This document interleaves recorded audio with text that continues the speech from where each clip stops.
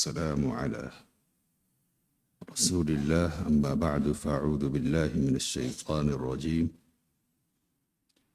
بسم الله الرحمن الرحيم تلك الرسل فضلنا بعضهم على بعض منهم من كلم الله ورفع بعضهم درجات وآتينا عيسى ابن مريم البينات وأيدناه بروح القدس ولو شاء الله ما اقتتل الذين من بعد ما جاءتهم البينات ولكن اختلفوا فمنهم من آمن ومنهم من كفر ولو شاء الله ما اقتتلوا ولكن الله يفعل ما يريد. یہ رسول ہیں جن میں سے بعض کو ہم نے بعض پر فضیلت دی، ان میں سے بعض سے اللہ نے کلام کیا اور بعض کو درجات کے اعتبار سے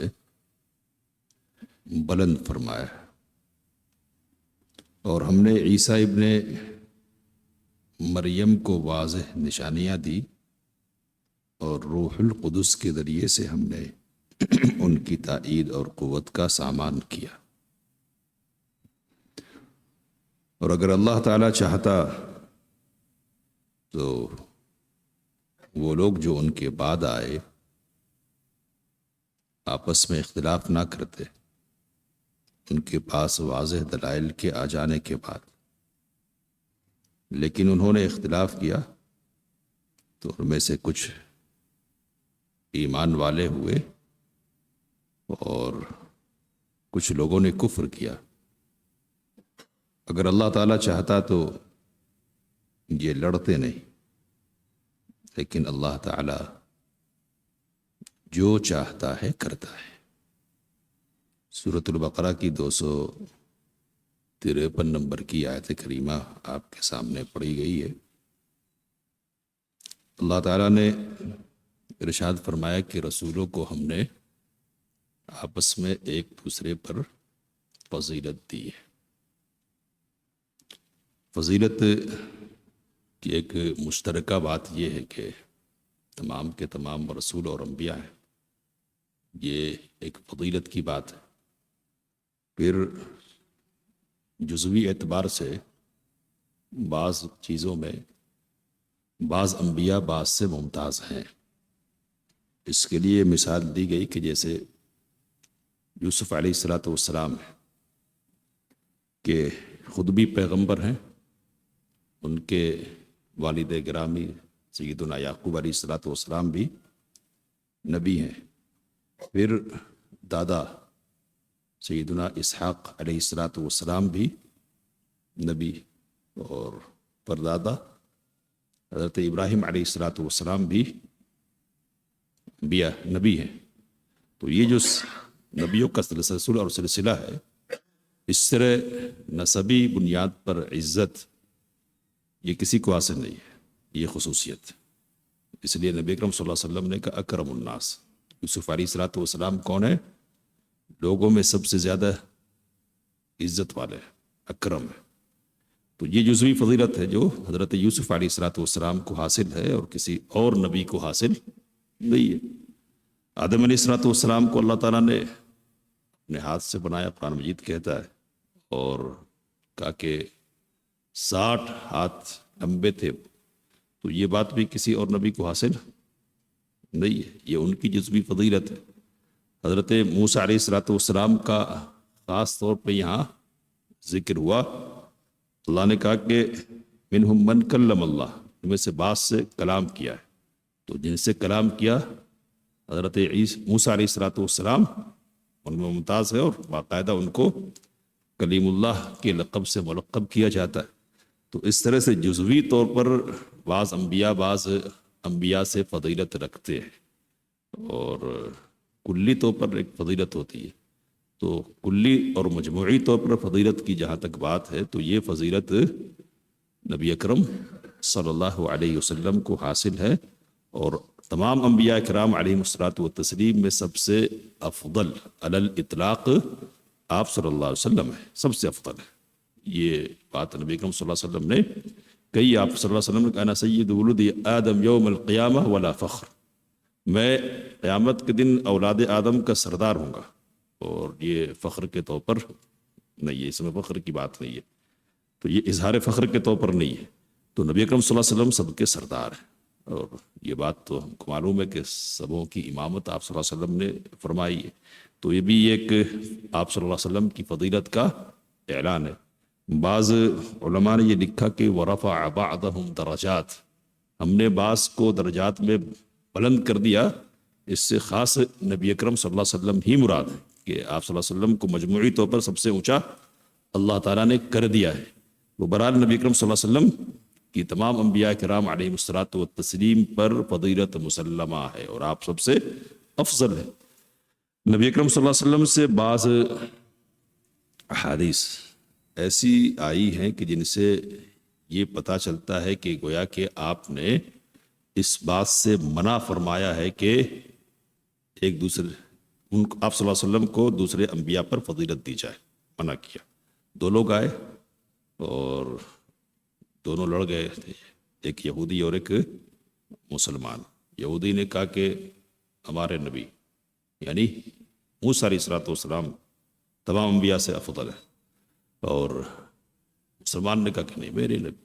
تو اس میں جب یہودی نے یہ بات کہی کہ نہیں میرے نبی، تو مسلمان کو غصہ آیا اور ایک چاٹا مار دیا۔ تو اس طرح یہ صورتحال تھی، نبی اکرم صلی اللہ علیہ وسلم تک بات پہنچی تو کہا کہ مجھے موسیٰ علیہ الصلوۃ والسلام پر فضیلت نہ دو۔ تو اب اس سے یہ پتہ چلتا کہ آپ افضل نہیں ہیں۔ اسی طرح نبی اکرم صلی اللہ علیہ وسلم نے یہ بھی کہا کہ لا تخیرونی بین الانبیاء، انبیاء کرام علیہم الصلوۃ والتسلیم کے درمیان مجھ کو افضل مت گردانو، سب سے بہتر مت قرار دو۔ اور پھر نبی اکرم صلی اللہ علیہ وسلم نے یہ بھی کہا کہ میں یونس بن متیٰ سے بہتر نہیں ہوں۔ تو اس طرح کے الفاظ ہیں اور اس طرح کی روایات ہے کہ جن سے یہ پتہ چلتا ہے کہ نبی اکرم صلی اللہ علیہ وسلم نے اس سے منع فرمایا ہے۔ علماء نے توجیہ کی، یعنی وجہ بیان کی کہ یہ جو باتیں نبی اکرم صلی اللہ علیہ وسلم نے ارشاد فرمائی ہے یہ کیوں بیان فرمائی۔ تو ایک بات اس سلسلے میں یہ کہی گئی کہ جزوی طور پر ایک ایک بات میں فضیلت دینے کی جو بات ہے اس سے نبی اکرم صلی اللہ علیہ وسلم نے منع فرمایا۔ جزوی طور پر کچھ چیزوں میں کچھ انبیاء کرام علیہم الصلوۃ والتسلیم کو فضیلت حاصل ہے، اور دوسری بات اس سلسلے میں یہ کہی گئی کہ جب مقابلے کی بنیاد پر اور ایک دوسرے کو اونچا اور نیچا کرنے کی بنیاد پر فضیلت کی بات کی جائے تو اس پس منظر میں نبی اکرم صلی اللہ علیہ وسلم نے فضیلت دینے سے منع فرمایا، اس لیے کہ اس میں اس بات کا ڈر اور خدشہ ہے کہ نبی اکرم صلی اللہ علیہ وسلم کی فضیلت بیان کرنے اور بتانے کی بنیاد پر سامنے والے نبی کی تنقیص نہ ہو جائے۔ تو اس ڈر سے اب یہاں لڑائی ہو گئی ہے اور لڑائی کا ماحول بنا ہوا ہے اور ایک دوسرے سے لڑے لوگ، تو یہاں موسیٰ علیہ الصلوۃ والسلام کی تنقیص کا ڈر ہے، تو اس پس منظر میں نبی اکرم صلی اللہ علیہ وسلم نے منع فرمایا ہے۔ تو یہ دو توجیحات علماء نے کی ہے۔ اب بعض لوگ ہیں کہ جن کو یہ شبہ ہوا ہے کہ اللہ تعالیٰ قرآن مجید میں کہتا ہے کہ لا نفرق بین احد من رسلی، کہ ہم رسولوں میں سے کسی کے درمیان تفریق نہیں کرتے۔ تو تفریق نہیں کرتے مطلب مجموعی طور پر ایمان لانے میں کہ کسی کو رسول مانا اور کسی کو نہیں مانا، یہ تفریق نہیں کرتے۔ اس سے بعض لوگوں نے کیا سمجھا کہ ان کے درمیان مقام اور مرتبے کے اعتبار سے فرق نہیں کرتے۔ مقام اور مرتبے کے اعتبار سے فرق تو ہے، وَلَقَدْ فَضَّلْنَا بَعْضَ النَّبِيِّينَ عَلَىٰ بَعْضٍ، ہم نے بعض نبیوں کو بعض پر فضیلت دی ہے، یہ قرآن مجید کہتا ہے، اور یہاں بھی اللہ تعالیٰ کہہ رہا ہے تِلْكَ الرُّسُلُ فَضَّلْنَا بَعْضَهُمْ عَلَىٰ بَعْضٍ، ہم نے بعض کو بعض پر فضیلت دی، یہ تو مسلم ہے۔ تفریق فضیلت کے اعتبار سے نہیں، تفریق ماننے اور نہیں ماننے کے اعتبار سے، کہ کسی کو مانیں گے اور کسی کو نہیں مانیں گے۔ موسیٰ علیہ الصلوۃ والسلام کو مانیں گے، عیسیٰ علیہ الصلوۃ والسلام کو، اور محمد صلی اللہ علیہ وسلم کو نہیں مانیں گے۔ عیسیٰ علیہ الصلوۃ والسلام کو مانتے ہیں تو موسیٰ علیہ الصلوۃ والسلام درکنار ہو جائیں گے اور محمد بھی لائق اعتلاء نہیں ہوں گے۔ تو یہ نہ کہا کہ سب کو رسول ماننا ہے تو فضیلت ہے، اور سب سے افضل کون ہے؟ محمد الرسول اللہ صلی اللہ علیہ وسلم ہے۔ اللہ تعالیٰ نے آگے ارشاد فرمایا کہ ہم نے عیسیٰ ابن مریم کو واضح دلیلیں دی ہے، تو خاص معجزات حضرت عیسیٰ علیہ السلام کو اللہ تعالیٰ کی طرف سے دیے گئے، اور یہ کہنا چاہیے کہ خود حضرت عیسیٰ علیہ السلام کی شخصیت اپنے آپ میں ایک معجزہ تھی، معجزانہ طور پر ان کی ولادت ہوئی ہے تو ذاتی معجزہ تھی، اور کہا کہ وَأَيَّدْنَاهُ بِرُوحِ الْقُدُسِ، روح القدس یعنی جبریل امین علیہ السلام کے ذریعے ہم نے ان کی تائید اور قوت کا سامان کیا ہے۔ تو خاص طور پر عیسیٰ ابن مریم علیہ السلام کا ذکر ہوا کہ سب سے قریب ترین نبی عیسیٰ علیہ السلام ہے، اور ماننے والے ان کے سامنے زیادہ ہیں، تو ان کی خاص طور پر اور پھر حصی جو معجزات ہیں ان کی بنیاد پر حضرت عیسیٰ علیہ السلام تمام انبیاء میں سب سے نمایاں ہے حصی معجزات میں، کہ کیا ہے، کوڑ کے برس کے مریضوں کو ٹھیک کر دیتے، نابینا لوگوں کی بینائی لوٹا دیتے، اور بھی پرندوں کی شکل بناتے مٹی سے اور اس کو کہتے قم بإذن اللہ تو اس میں روح آ جاتی، اسی طرح مردوں کو بھی زندہ کر دیا کرتے تھے۔ تو یہ اس قسم کے جو معجزات حصی معجزات، یہ معجزات انبیاء کرام علیہم الصلوۃ والتسلیم میں سے اس قدر اعلیٰ درجے میں کسی اور نبی کو حاصل نہیں ہوئے ہیں۔ علماء کہتے ہیں کہ نبی اکرم صلی اللہ علیہ وسلم کی فضیلت کی ایک بات یہ ہے نمایاں کرنے کی بات، کہ جتنے انبیاء ہیں ان کے معجزات ان کے ساتھ چلے گئے، لیکن نبی اکرم صلی اللہ علیہ وسلم کا معجزہ قرآن ہے جو قیامت تک رہنے والا ہے۔ آگے اللہ تعالیٰ نے کہا کہ وَلَوْ شَاءَ اللَّهُ مَا اقْتَتَلَ الَّذِينَ مِن بَعْدِهِم مِّن بَعْدِ مَا جَاءَتْهُمُ الْبَيِّنَاتُ، اگر اللہ چاہتا تو ان انبیاء کرام علیہم الصلوۃ والتسلیم کے بعد اور واضح دلیلوں کے آ جانے کے بعد لوگوں کے پاس آپس میں لڑتے نہیں، لیکن قصہ یہ ہے کہ وہ اختلاف میں پڑے اور راستے الگ الگ ہو گئے لوگوں کے، کہا کہ فَمِنْهُمْ مَنْ آمَنَ وَمِنْهُمْ مَنْ كَفَرَ۔ تو یہ موٹی دو تقسیم ہے کہ ایک ایمان کے راستے پر ایک جماعت ہے، دوسری جماعت کفر کے راستے پر۔ پھر اندرون کی جو تقسیم ہے وہ ہم کو معلوم ہی ہے، اور نبی اکرم صلی اللہ علیہ وسلم نے کہا اندرون والوں کے لیے کیا کہ میری امت کے لوگ 73 فرقوں اور جماعتوں میں بڑھ جائیں گے۔ تو یہ راستے مختلف ہیں۔ اللہ تعالیٰ کہتا ہے کہ اگر اللہ چاہتا نا تو راستے مختلف نہیں ہوتے اور یہ اختلافات نہیں ہوتے۔ وَلَوْ شَاءَ رَبُّكَ لَجَعَلَ النَّاسَ أُمَّةً وَاحِدَةً، اگر آپ کا رب چاہتا اے نبی اکرم صلی اللہ علیہ وسلم تو سب کو ایک ہی امت بنا دیتا، کوئی اختلاف فکری اعتبار سے، اعتقادی اعتبار سے، عملی اعتبار سے ہوتا ہی نہیں، سب ایک ہی راستے پر چلتے رہتے، ایک ہی طرف منہ ہوتا سب کا۔ لیکن اللہ نے کہا کہ وَلَكِنَّ اللَّهَ يَفْعَلُ مَا يُرِيدُ، لیکن اللہ جو چاہتا ہے کرتا ہے، تو اس کی مشیت ہے، اس کا فیصلہ ہے، جو چاہتا ہے وہ فیصلہ کرتا ہے۔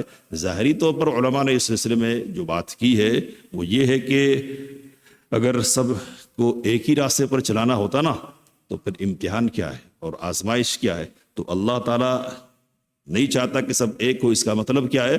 تو اس کا مطلب یہ ہے کہ لوگوں کو اختیارات حاصل ہوں اور لوگ اپنی بنیاد پر صحیح اور غلط کا فیصلہ اپنے حق میں کرے۔ صحیح راستہ چاہے تو اپنائے اور چاہے تو غلط راستہ اپنائے، اما شاکرہ اما کفورہ، چاہے تو شکر گزار بن جائے اور چاہے تو کفران اور ناشکری اور کفر کے راستے پر چل پڑے۔ تو یہ جو آزادی ہے نا، اس آزادی کو اللہ چاہتا ہے اور اس آزادی کی بنیاد پر وہ لوگوں کا امتحان کرنا چاہتا ہے۔ کرنا چاہتا تو کیا ہے؟ سورج پابند ہے تو ہے، چاند پابند ہے تو ہے، اور کائنات کی جو دیگر مخلوقات ہے تکوینی طور پر اللہ کے حکام کے پابند ہیں تو ہے، جن کو جس کام پر لگا دیا نا وہ کر رہے ہیں۔ پورب سے نکلنا ہے اور ڈوب جانا ہے تو ڈوب جانا، ایک وقت آئے گا کہ معاملہ بدلے، لیکن پابندی تو ہو رہی ہے نا، تو ایسے ہی لگا دیتے اللہ تعالیٰ کہ یہ کرنا ہے تو کرنا ہے، 5 وقت کی نمازیں پڑھنی ہے تو پڑھنی ہے، وقت پر خود بخود پڑھتے تھے۔ تو اللہ تعالیٰ نے کیا کرنا، یہ اللہ کی مشیت نہیں ہے۔ اللہ کیا چاہتا ہے کہ آپ کو آزادی ملے اور آزادی کی بنیاد پر آپ فیصلہ کریں۔ آپ تو ایک یہ اللہ کی مشیت ہے کہ آپ فیصلہ کریں، لیکن اللہ کی مرضی ایک چیز ہے، رضا۔ چاہتا کیا ہے اللہ کہ آپ کیا اختیار کریں، تو اللہ یہ چاہتا کہ آپ صحیح راستہ اختیار کریں۔ کفار کی طرف سے شبہ پیش کیا جاتا اور یہ کہا جاتا کہ نہیں، اگر اللہ چاہتا نا تو ہم شرک کیوں کرتے؟ اللہ کے چاہنے سے ہم شرک کرتے ہیں، اور دوسروں کی جو عبادتیں ہو رہی ہے یا حلال کو حرام وغیرہ کرنے کی جو باتیں ہیں نا، یہ سب کس کی بنیاد پر ہے؟ یہ اللہ کے چاہنے کی بنیاد پر ہے۔ تو علماء کہتے ہیں کہ انہوں نے اللہ کی مشیت اور اللہ کی رضا کو خلط ملط کر دیا۔ مشیت پہلے جو باتیں ہوئی ہے نا وہ مشیت سے متعلق ہے، اور رضا کا مطلب یہ ہے کہ اللہ چاہتا یہ ہے۔ تو اللہ تعالیٰ نے بہت مختصر لفظوں میں جواب دیا، کیا کہا؟ وَلَقَدْ بَعَثْنَا فِي كُلِّ أُمَّةٍ رَسُولًا أَنِ اعْبُدُوا اللَّهَ وَاجْتَنِبُوا الطَّاغُوتَ۔ تم یہ کہتے ہو کہ یہ سب جو کچھ ہم کر رہے ہیں اللہ کے چاہنے سے، تو اللہ کی مشیت تو اپنی جگہ پر ہے، یہ آزادی اس نے دی ہے، وہ آزادی چاہتا ہے وہ تمہاری، لیکن وہ تم سے کیا چاہتا؟ کس بات کو پسند کرتا؟ وَلَا يَرْضَىٰ لِعِبَادِهِ الْكُفْرَ، اپنے بندوں کے لیے وہ کفر کو پسند نہیں کرتا، پسند نہیں کرتا۔ کہا کہ پسند نہیں کرتا، اس کی دلیل کیا ہے؟